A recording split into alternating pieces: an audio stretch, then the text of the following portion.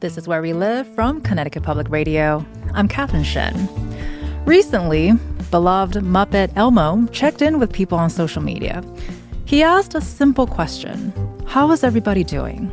And the responses flooded in. The reactions range from incredulous to, well, raging.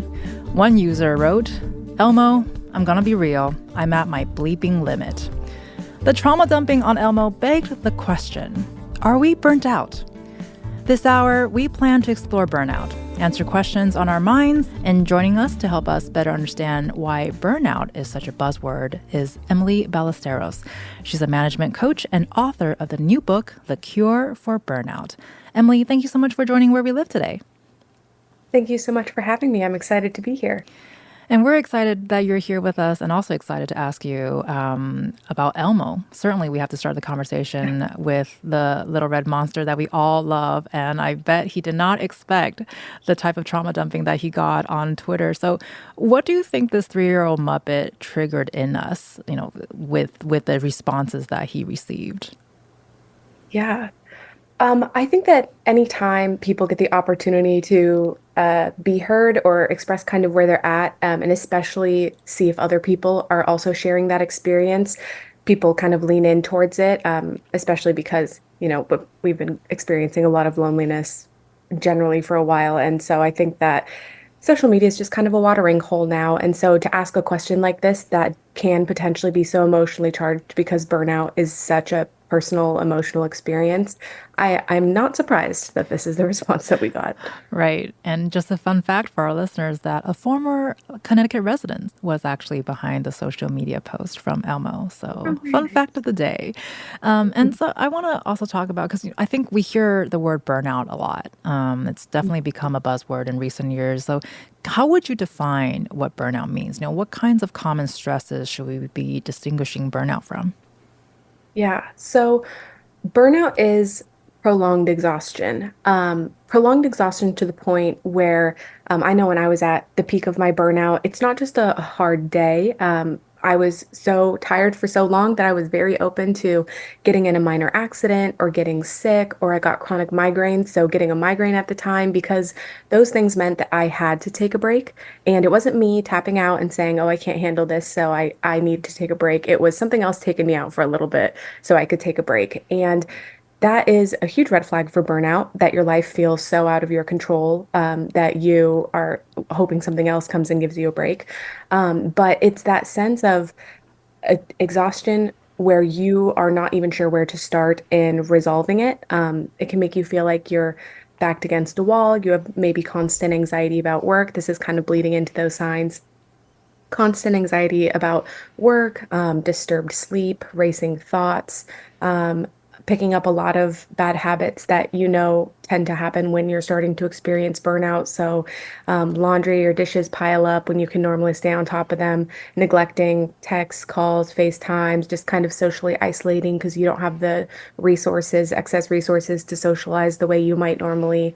There's so many different types of symptoms and so many directions that tend to show when we are just at kind of scraping the bottom of the barrel of our energy because we don't have much left to give because we're so exhausted.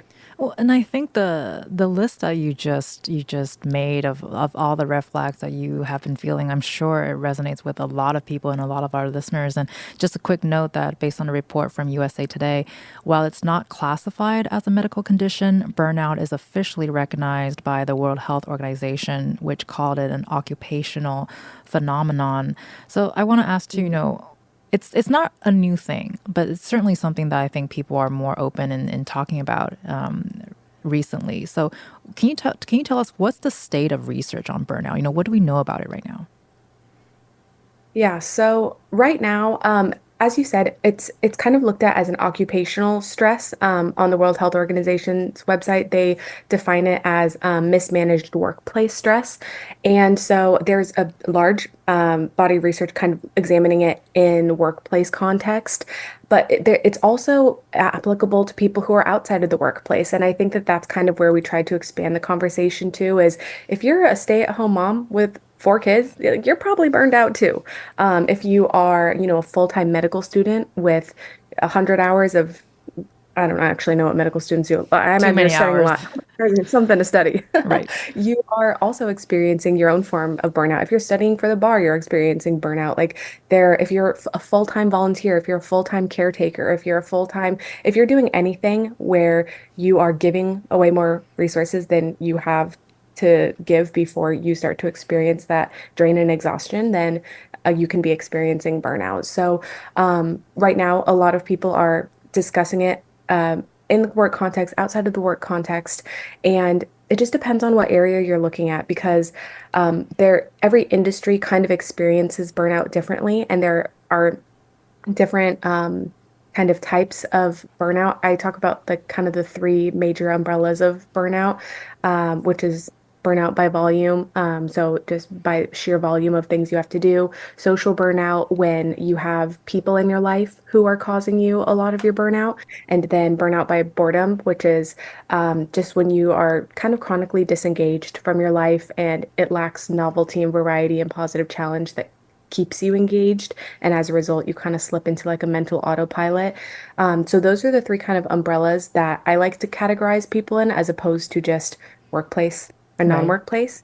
Right. But as you can see, there are so many different directions to examine burnout in as it's becoming kind of more not trendy, but it's becoming more prevalent and people are becoming more vocal about it. Sure. And I think with everything that you just described and with the categories too, I think they're so interconnected. It's really hard to separate, I think, any of those, symptoms, as you mentioned earlier. So I also want to ask, how did you set out to research this? What was your own experience with burnout? I think you yourself had a very unorthodox sort of journey to this. Yeah. So I was working in corporate training and development, and so I understood how to kind of put together something just kind of a result yielding training. And then I had gotten my master's degree in industrial organizational psychology. So I feel like getting a master's in that area was kind of learning a lot of the pieces that go into professional development, employee experience, all of that on easy mode because I got to do it in that context. And so got to get my master's in that. And then after I burned myself out, I was looking for resources on burnout. And this was like 2018-ish. So this was pre-pandemic. And so burnout wasn't even as trendy as it is nowadays, or as widely known as it is nowadays. So once I figured out that what I was struggling with was burnout, I decided that, I know how to put something together that could be a resource. So, did so much market research. I had just a couple, like 100 social media followers at the time, but reached out, asked if anybody was experiencing the signs or symptoms of burnout and if they would be willing to talk to me. I thought I would get maybe 4 responses. I got dozens of responses because people, as Elmo found out, are happy to talk about their burnout experience. Learned as much as I could from other people who are experiencing burnout, and then started to put together the kind of there were clear patterns in what people were struggling with, and those areas then became kind of the burnout management methodology, like the 5 pillars of burnout management. And so those areas are mindset, time management, stress management, boundaries, and personal care. And those are the areas that people just struggled with or said, if I were better in these areas, it would alleviate my burnout. And then from there, I made sure that combining those topics, it provided relief for me. And then I started working with one-on-one clients to make sure that those topics worked for them. I feel like one-on-one is the most reliable way to kind of start incorporating a solution like this because you get a lot of user feedback. You can make sure that you're getting consistent results. And it evolved from there to working with larger groups of people and then training companies and groups and organizations. And that whole time you're getting a lot of feedback on what works and what might not work in certain industries. And so this has been a very, um, this process has had a lot of people touch it. And that I feel like makes it the most human and is what has made it work is it's getting user feedback constantly as opposed to like I'm sitting up in a tower somewhere and I have some ideas and I sprinkle them down to my people. It's like people are interacting with the content the entire time. That's a pretty good image that you just painted, sprinkling information from like a castle Yeah. window, a different kind of Rapunzel, I think, if you will. Yeah. Well, I mean, it makes sense to me. I feel like you're gathering all this information and feedback from people who are experiencing it, and so sort of with what you just described too, your book gives a lot of tips for individual readers who may be struggling with burnout. I think much like the one-on-one sessions that you have, I think you can kind of see that as the experience reading the book. And, how do you find balance in terms of the need for individual solutions? So when you're doing your one-on-ones versus addressing the more systemic influences on people's lives, because it's certainly something that's a little bit bigger than just, the one person, right? Oh yeah. I mean, I like to work with the individual themselves because a lot of those I have a very bottom up approach instead of top down approach Hmm. because I can talk to everybody who's kind of in that bottom space. And the tools that I described, like mindset, time management, stress management, boundaries, personal care, all of those are things that impact the individual most heavily and their day-to-day Right. experience. Whereas one of the reasons that I loved training or I love training organizations is you get to bring that material to everybody that those individuals then work with and potentially their managers or potentially their directors. And then it can start to happen from the top down more so because everybody's exposed to the material. And that's kind of the space that I'm usually trying to make that impact. Systemically, there are so many issues that I would need to be spoken to in more of a targeted sense as opposed to looking at skills like the mindset, time management, all of that. That would take a lot of willingness on companies' parts to kind of rebuild and examine what it is that they might be doing that supports their bottom line but does not support the employee. And that would be a lot harder conversation to have that I don't know if they would let me in the room for. I don't know if they want me in Right. the room for that. So I kind of go where I'm welcome. And then those conversations definitely need to happen. But it would take a lot of willingness on companies' parts. I'm going to take a quick call from Valentina, who is calling from Farmington. Valentina, you are on the line. Good morning. I just wanted to say that I think even calling it burnout at this point is a bit of a misnomer. It really feels more like just the state of modern life in terms of where we are as a culture and society, that we are all tasked with doing more than would be reasonable to expect for any one human being to do in 24 hours, particularly for mothers or people who have caregiving responsibilities. And then on top of that, caregiving is not it's not valued. It's certainly not something you get payment, respect, or status for. And that in and of itself is a moral injury, which makes the whole burnout thing even worse. But we're not really, while we're encouraged to do self-care and take care of our needs, the fact of the matter is that there is just not time for that.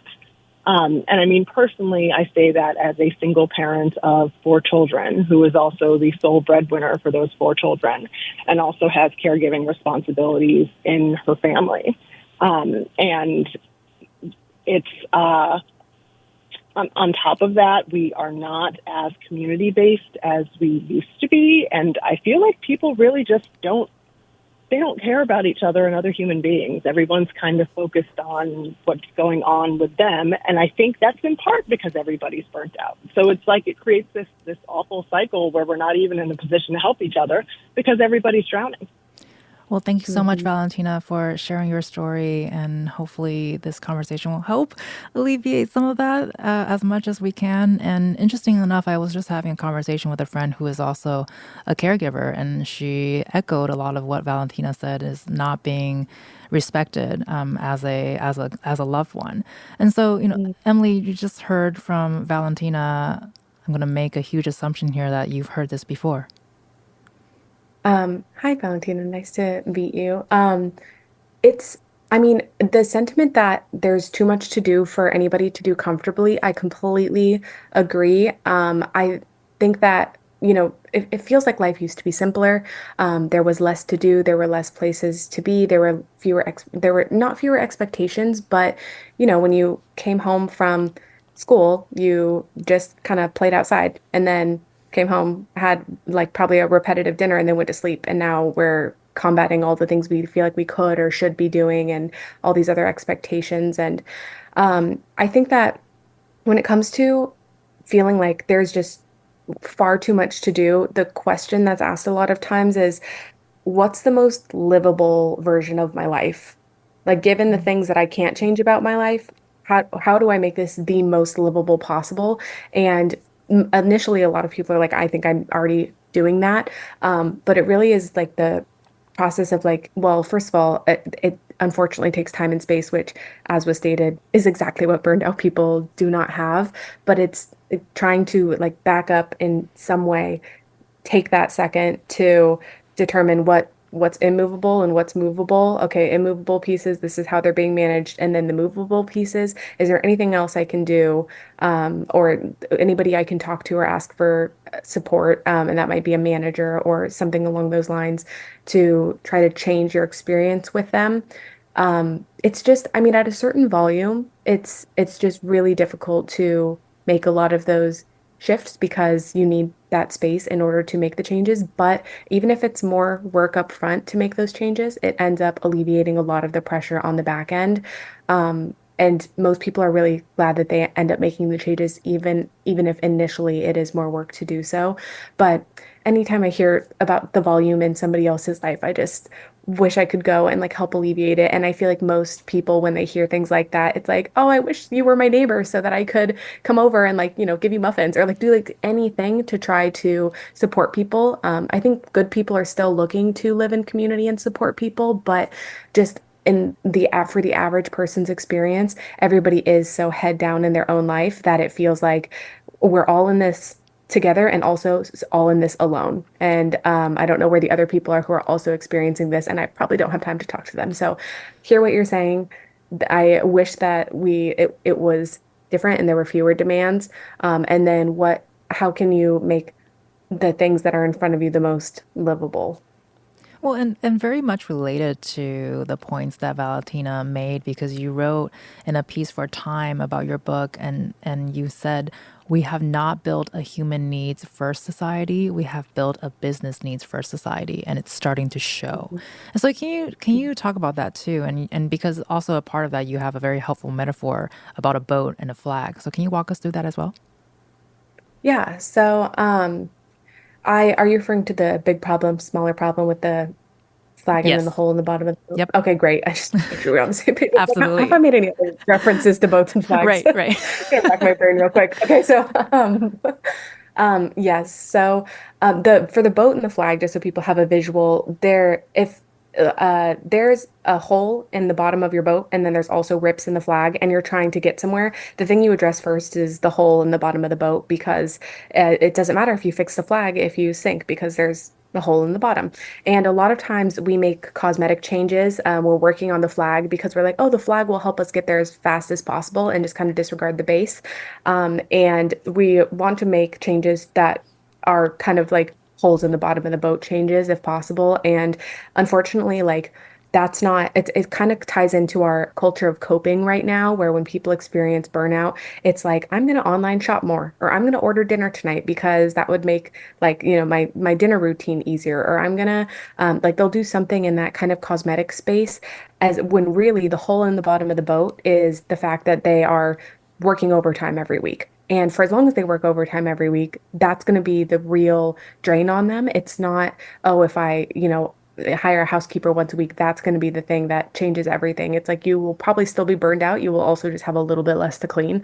And so it's trying to get to the root of what it is that's burning you out, and then really see what you can do about it, and what kind of changes could be made in order to kind of relieve you a little bit. Well, and as we continue to find, I think, sort of our individual roots, and also as research continues with this, with the idea of burnout, also another point that Valentina made was talking about how the word seems to be like a misnomer. So do you think we need a new word for this phenomenon? Because it has certainly changed, I think, since the word came out. Yeah. I feel like it's shifted from being a feeling to just kind of like a state of the world. And um, it it used to kind of feel like temporary. And like in my book, I talk about how like it used to feel reserved for, accountants during tax season and people in healthcare working 24-hour shifts and consultants working 100-hour weeks. Like there's a time and place for burnout. And I think now it's everywhere all the time. And everybody is like one bad week or a Mm, couple accidental overcommitments away from experiencing burnout. They've skated really close to it.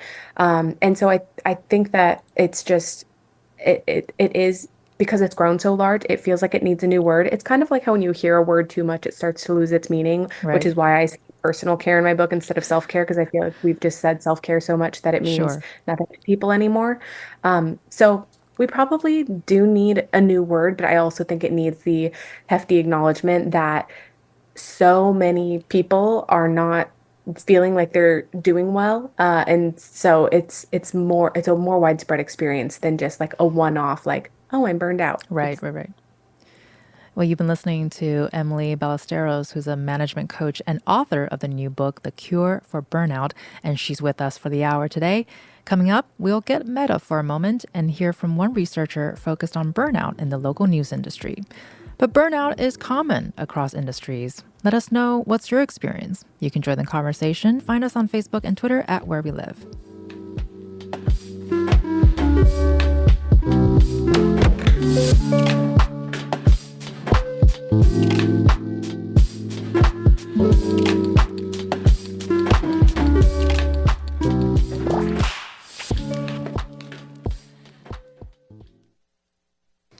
This is Where We Live from Connecticut Public Radio. I'm Catherine Shen. This hour, we're unpacking a buzzword, burnout.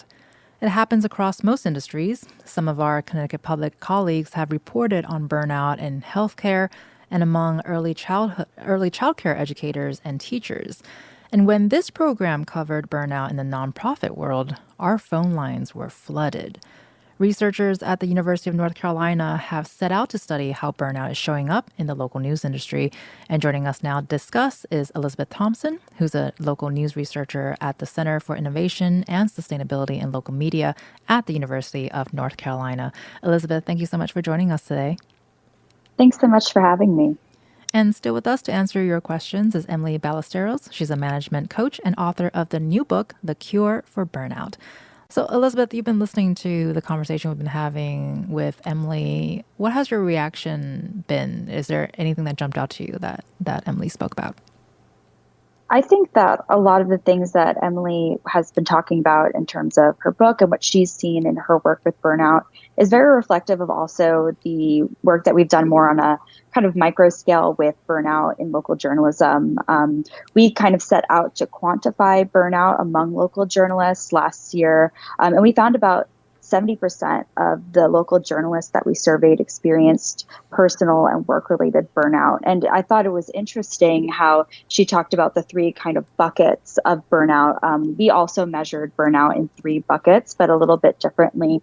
We used a burnout inventory that was made by researchers in Copenhagen. It's called the Copenhagen Burnout Inventory. It measures burnout across personal, work-related, and then interpersonal burnout. And that's kind of how we measured burnout. But definitely there is a need to kind of quantify what we're talking about when we say burnout, since it is now such a buzzword. It's such a word that people are talking about with maybe without actually knowing if they are actually experiencing kind of that textbook definition of burnout. Right. And I asked Emily this question earlier. I want to pose this question to you too. Can you talk about what was your own personal experience with burnout and how did that lead you to start researching it? Yeah, so before I worked in research, I was actually a local journalist for a couple of years. I covered the 2020 election, and following that, I covered COVID in the prison system here in North Carolina. And there was a lot of heavy stuff that I was covering day in, day out. A lot of journalists now also talk about the weight of the 24-hour news cycle, which I couldn't help but relate to also the caller earlier who was talking about just the everyday kind of stress. Their experience was a little bit different, but I think for local journalists also, that 24-hour news cycle, you are always kind of in it. There's really no off time.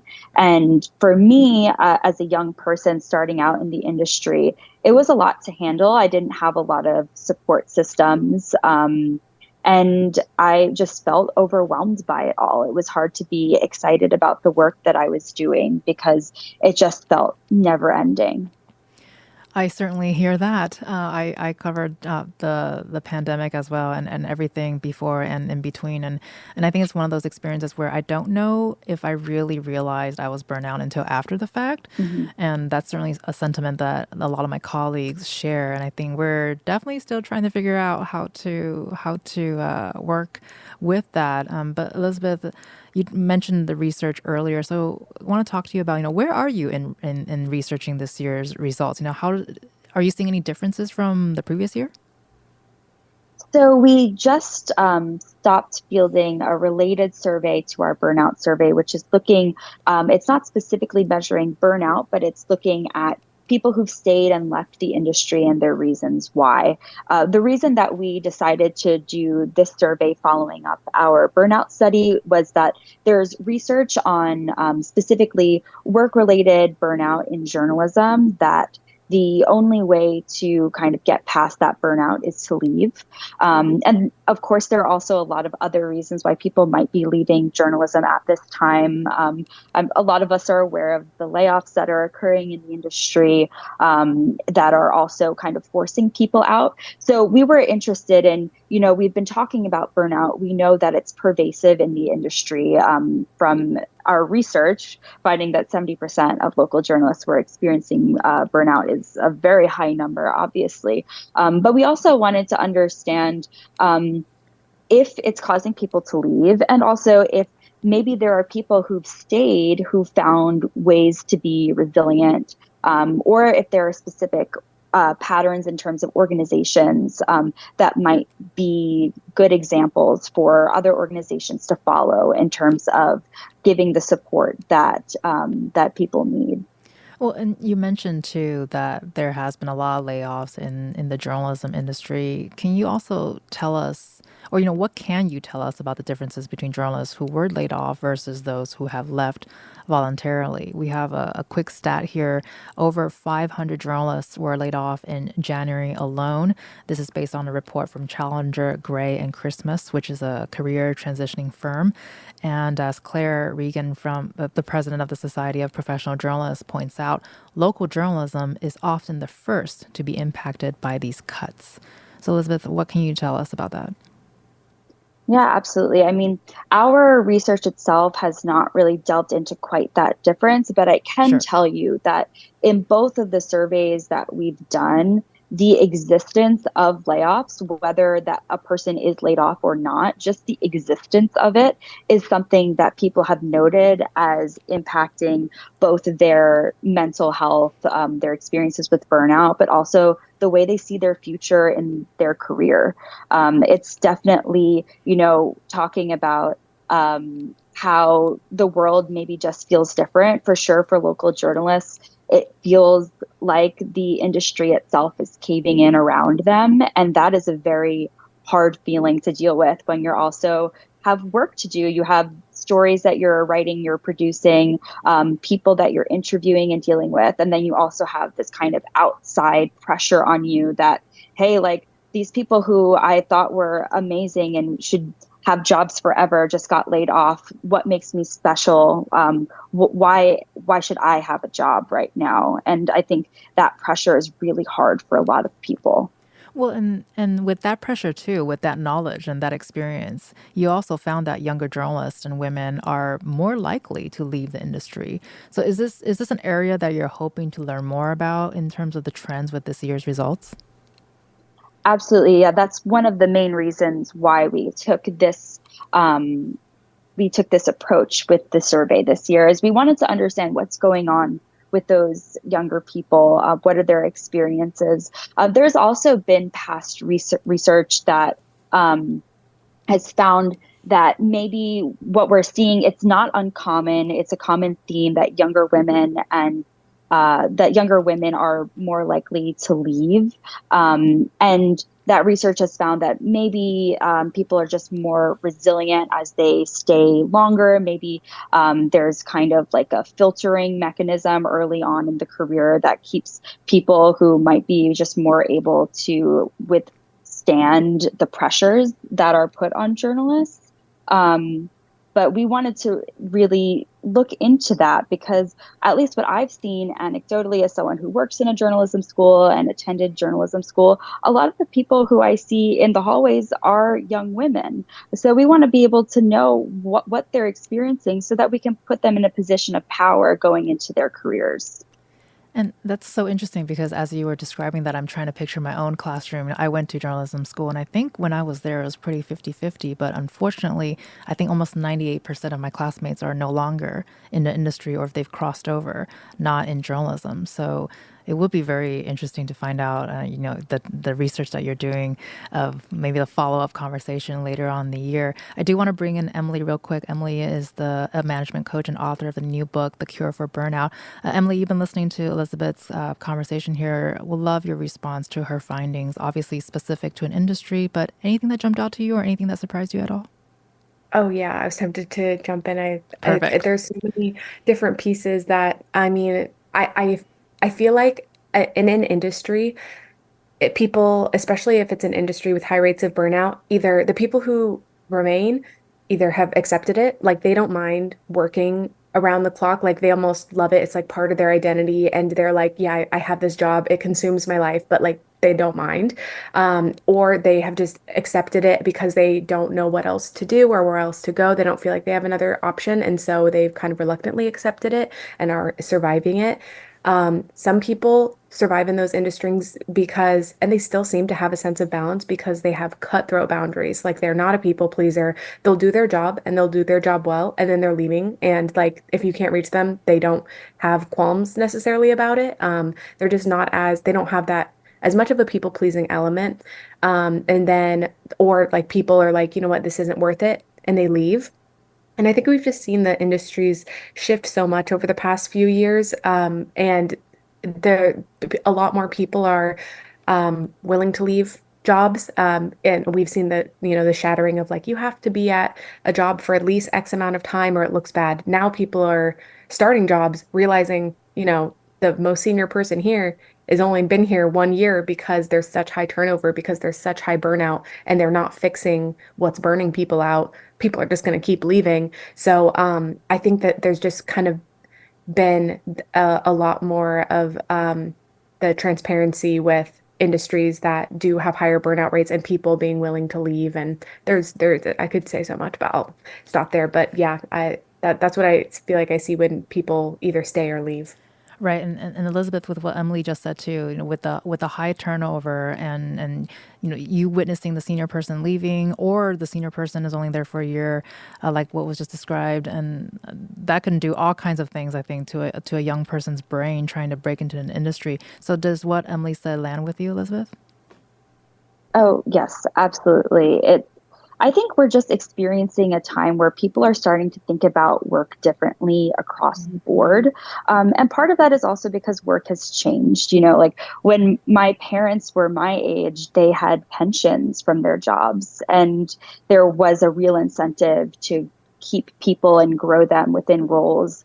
And now it's just not the same. And so I think there's just a difference in the way that younger people, especially, I think about work. Because of those reasons, they don't feel like they will be taken care of as much by their employers, and they're not taken care of as much by their employers. So they kind of need to start thinking about themselves a little bit more. And I think that's kind of the shift that we're seeing. Definitely. And I feel like I've seen in media, I don't know if you guys have seen too, like there's a big push for the simple life. People want a simple life again. When I talk to burned out people, a common kind of fantasy that they have is running away and like living in the mountainside and doing a job that like stays where it's at. So like bartending or being a barista or working in a library, like something where you go and you do it and then you get to leave and it doesn't follow you home. Yes, Um, Emily, I literally had those exact fantasies when I was working as yes. a journalist. I was looking into like librarian school exactly. I was like, maybe I should be a librarian. That seems like such a happy job to be surrounded by books all the time. Yeah. Although I have family who are librarians, and I don't know if that's exactly it's the dream that Yeah. people think that it is. But for sure, that feeling of like, wouldn't it be great to have a job that I'm just not stressed all the time, whatever that job is. Well, I'm Yes, glad you said absolutely. it. I'm glad you said it, Elizabeth, because I've heard the same thing in regards to librarians, but I'm a huge reader and a huge fan of libraries, so obviously would love to look into that as well. And Elizabeth or Emily, as you were describing the fantasy, all I was seeing in my brain were all these memes of running away into the forest Mhm. and just lying Yes. down on the dirt and growing into wood and have mushrooms growing out of you. So that's the image. Very So cottage core. exactly, Yeah, yeah. exactly. So we'll be continuing this conversation. You've been listening to Elizabeth Thompson, who's a local news researcher with the University of North Carolina. Stay with us, our fellow listeners. We'll also be speaking with Emily Ballesteros, who's a management coach and author of the new book, The Cure for Burnout. And listeners, we've bravely asked you the same question Elmo did. How are you doing? Let us know. Find us on Facebook and Twitter at Where We Live.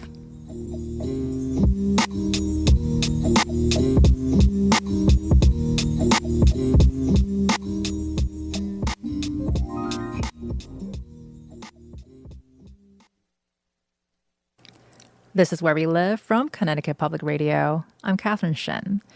Back with us to answer your burning questions about burnout is Emily Ballesteros, who's a management coach and author of the new book, The Cure for Burnout. And listeners, you can still join us, 888-720-9677, or leave us a comment on Facebook and Twitter at Where We Live. So I want to talk about some myths about burnout that you like to bust for us, Emily.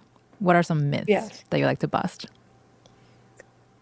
First, that it is a badge of honor and it's normal or it's something that you just kind of have to do that's par for the course or that's a rite of passage. I think that that everybody kind of experiences their own version of bout of burnout, and they make a decision about it at that point of I'm going to keep doing this for my career, or I want to avoid this going forward because it's just compromising my quality of life too much. And so I would say be aware of that kind of burnout's a badge of honor or burnout is normal mentality because we're having a stress response. Like what burnout is, that prolonged stress, it's keeping us in fight or flight. It is compromising our body's health and our wellness, and it's going to end up showing in other ways. So it's not just like, oh, I'm tired and I'm coping with it. It's like I'm putting my body into a basically fight or flight response all the time, and that's not how we're supposed to live. So that's kind of a second myth or something to bust there is it's not just an experience, it's a full body kind of reaction. Let's see what other myths are there. Um, I don't know that it's a myth, but that the only way to cure your burnout is to quit.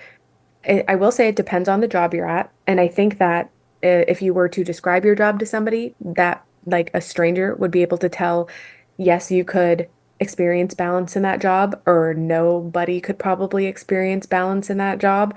And so if it's one of those, nobody would experience balance in that job, everybody you work with is burned out, the industry is notorious for burning people out, then you might need to reflect on if it's worth it to you.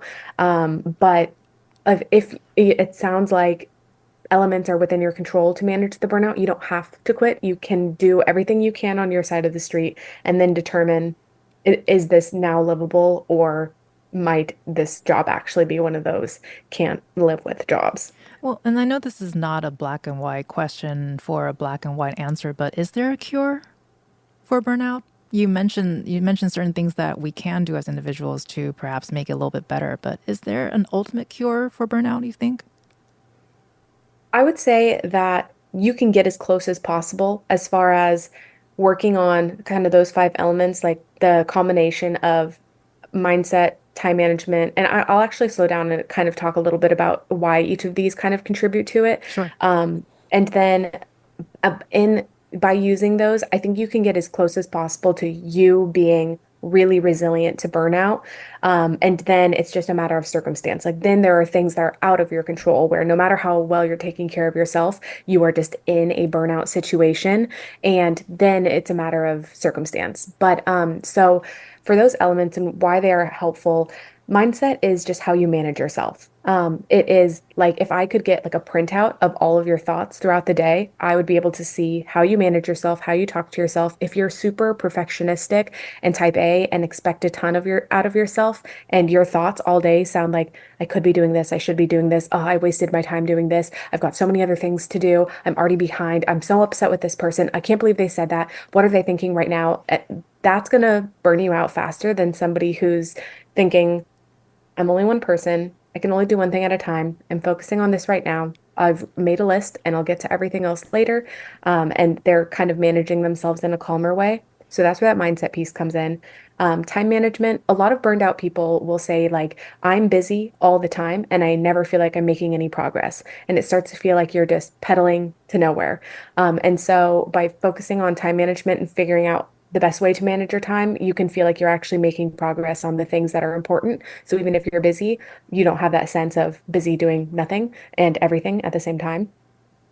Stress management, because as I said, burnout is it's a stress response, and the more you understand how you experience stress and then what you can do at different points of your stress to alleviate it and make sure you're not living in fight or flight, the better physical experience you're going to have and mental, because that seeps into that mentality piece. Boundaries. Boundaries are so hard, but they protect you. Knowing your boundaries is just knowing kind of where your limits are and speaking up for them. Because if you don't do that, you're constantly having those limits they're overdrawing where those limits are, and you end up burned out a lot quicker. And then personal care is just taking care of yourself consistently. It's not like damage control. I've had just the worst month, so now I'm gonna do XYZ. It's just how you can consistently take care of yourself. And so I like to break it down into categories of like non-negotiables and then maintenance you might need to do and then rest you might need to do, and kind of I have like a personal care pyramid in the book, and that just made it a lot easier. But I think that hearing that about those elements, and they all interact, but you can see how if you can do those things, you can manage yourself really well. And then after that point, it's circumstance, and you start to ask those hard questions about how do I can I change my circumstances, or what might need to change in order for me to, have a better quality of life. I'm just imagining if I had all of my thoughts during the day written down on paper, that will burn myself out. I feel like. No, I know. Yeah, a lot of people are like, I would actually go to prison if all my thoughts during the Whoop. day, people would be like, lock this person up. Right, right, absolutely. That would be a little bit awkward. And Yeah. so I know we touched on this a little bit earlier, talking about whether or not burnout predates the pandemic. How new is this phenomenon? And also want to talk about, do you see millennials as somehow unique to this moment or the shift that we've been talking about too? We've had one burnout author, Christina Congleton, who has said that millennials are a cultural case study who started to recognize things about the systems we're in and starting to feel as if the game is rigged. I think that's a sentiment that I feel you and Elizabeth have talked about throughout this conversation. So can you respond to that? Is that something that you feel similar about? You know what? I was just thinking about how so I feel like the millennials were the generation that watched the American dream die. Like the generation before us, they were told, I'll say it from the millennial perspective, we were told that we got to see like a relatively normal childhood. And then if you go to school and you get the degree, you get a job in your field, and then you can get enough pay to afford the house with the white picket fence, you get the dog, you can afford the 2.5 kids, like you can go on one vacation a year, you like it was laid out. And then as we got to the finish line and accumulated those student loans to exact that dream, it was unavailable. And so we're not going to, retire at 55 for the most part. We got to see all of it done, and then upon doing it, the result is not the same. And so I think there's a lot of frustration from the generation, because you the reward is not the same for effort. We're putting in the same amount of effort, and then we're not seeing that same outcome. And so it naturally leads to a lot of frustration. Whereas Gen Z, they didn't even get to see the dream. Like they kind of came about and like they grew up seeing the dream already being crushed. And so I think that's why they're a lot more cynical and skeptical and are kind of I've seen a lot of conversations around like they're like, well, why are we doing this? And like we had a why. We were given a why, and the why just like crumbled. But they didn't even get to kind of see the potential there. And so that's I feel like my biggest like kind of millennial take on the burnout experience. And then previous generations, like there were really hard jobs. Like they had their own version of going through it. But also they could, buy a house for a reasonable amount of money. There, if they worked really hard, they really could get the things that they wanted.